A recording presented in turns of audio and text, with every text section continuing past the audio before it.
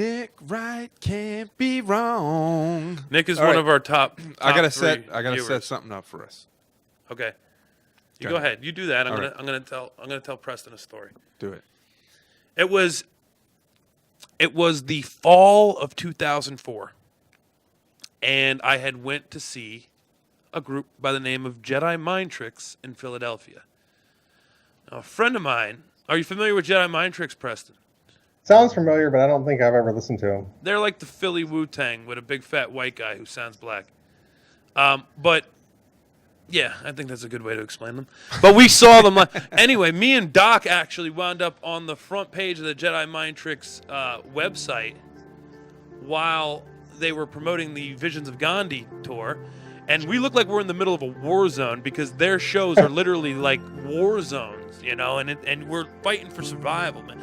The only hip-hop shows you'll ever see where it's a full-on pit, you know, a hip-hop beat hits and just people go, ah, and they start pushing each other. Like, it's serious. But anyway, we left there. And our friend Chris Rice had moved to Philly recently. Doc, were you there for this? I was. You were there for the cheesesteak incident? I was not. Okay. So we go to the world famous Pat's.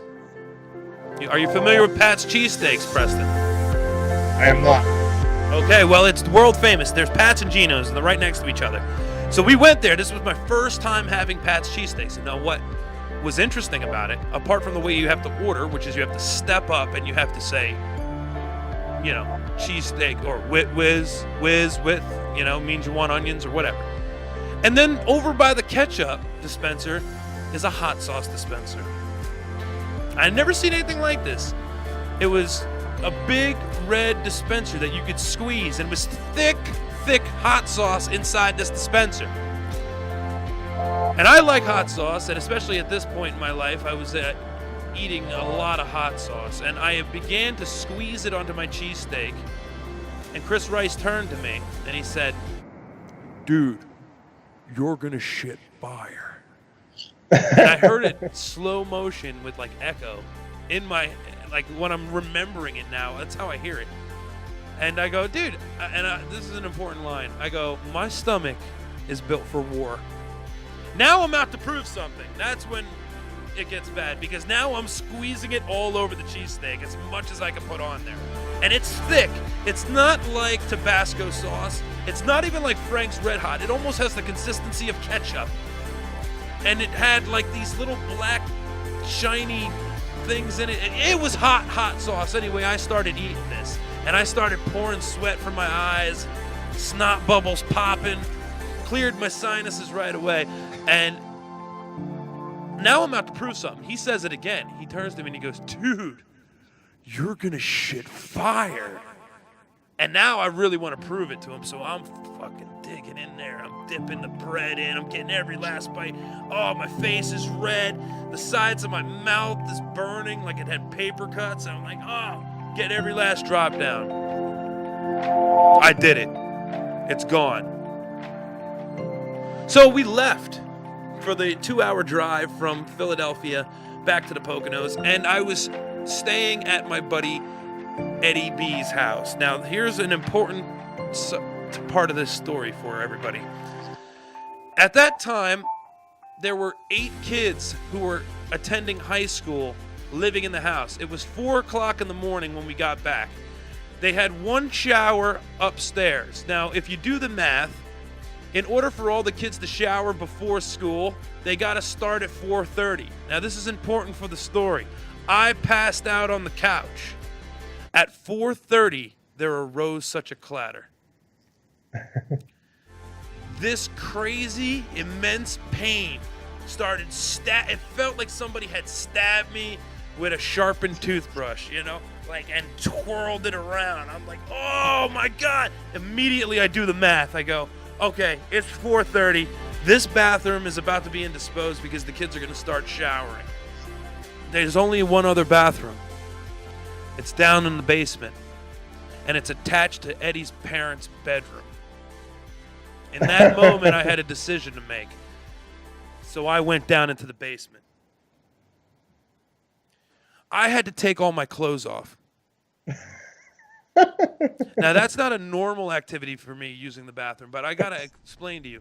My entire body was burning hot. I was red from head to toe.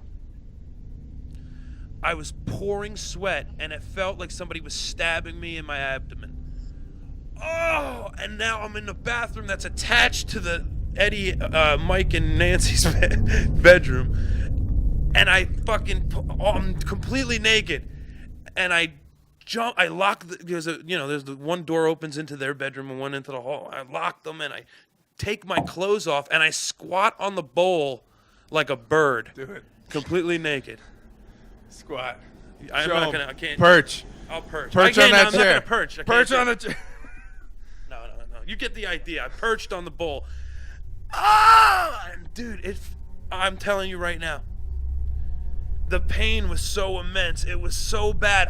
There was one of those points where you like make peace with the idea that you might be dying. Like, this is it. You know what I mean? Like, it's a pain like you've never felt before, and you can't make it stop, and you're pushing. It's the closest thing I think to giving birth of some sort.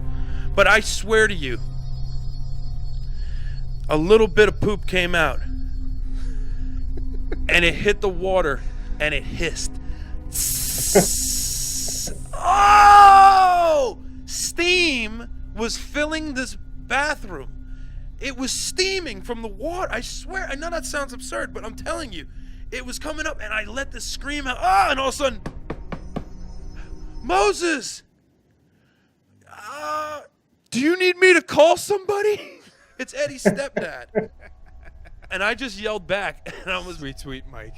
I'm like, what's wrong? Do you need me to call somebody? And I go, pray for me! Pray for me! Oh! Dude, I start filling up. There's these little Dixie cups, I guess for mouthwash purposes on the sink. I start filling them up with water, and I'm dripping it down the crack of my ass for some sort of, relief from this. Like, it was the worst. It was intense. And I rip the toilet paper off of the holder, and I pull all the toilet paper off, and I take just the cardboard, and I put it in my mouth, and I bite down, and screaming, sweaty, completely sweaty. The mirror's fogged up. Now the whole family's outside the door. Should we call his parents? Like, what's wrong with him? Something's wrong. He's not well. I've never heard anything like this. And I'm just like, oh my God.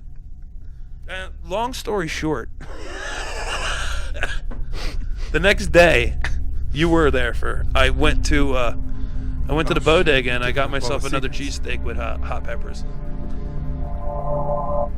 But that is the tale of the haunted cheesesteak.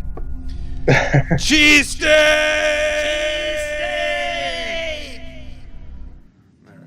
All right. Nick, if you are willing to cartoonize that story, we will pay you. All right, let's give away some free nuggets. He wants to make a cartoon to that story. It needs to be done. Who's a cartoonist that we know, Preston? Got me. Blockchain cartoonist. Line them up. I don't- Okay. All right, we're going to give away how many? 3 free Nexus, one for each of us here.